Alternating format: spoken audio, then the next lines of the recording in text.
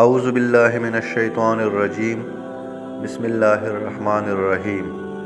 دوستو، آج کی اس ویڈیو میں ہم آپ کو ایک ایسے بہادر صحابی کے بارے میں بتانے جا رہے ہیں جنہوں نے میدان جنگ میں ایک خونخوار شیر کو مار ڈالا تھا۔ صحابہ کرام اور ایران فوج کے درمیان ایک معرکہ ہو رہا تھا۔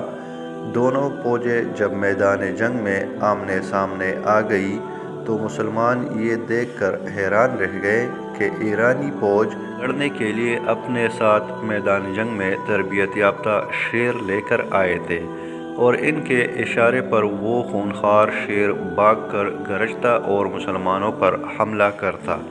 مسلمانوں کی فوج میں سے ایک بہادر آگے آیا اور بے خوف و خطر تیزی کے ساتھ اس شیر کی طرف دوڑنا شروع کیا۔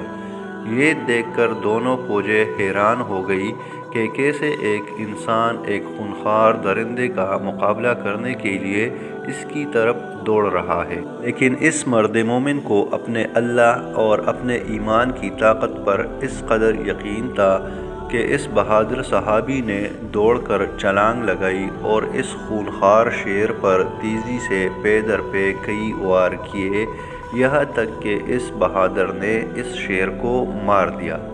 اس صحابی کی یہ دلیری دیکھ کر ایرانیوں کے دلوں میں خوف طاری ہو گیا کہ وہ ان لوگوں سے کیسے لڑیں گے جو خونخوار شیروں سے نہیں ڈرتے ہیں۔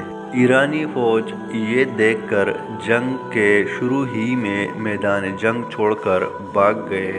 حضرت سعد بن ابی وقاص رضی اللہ عنہ اس نوجوان کے پاس گئے اور اس کا ماتھا چوما۔ پیارے دوستو، کیا آپ جانتے ہیں کہ یہ بہادر نوجوان کون تھا؟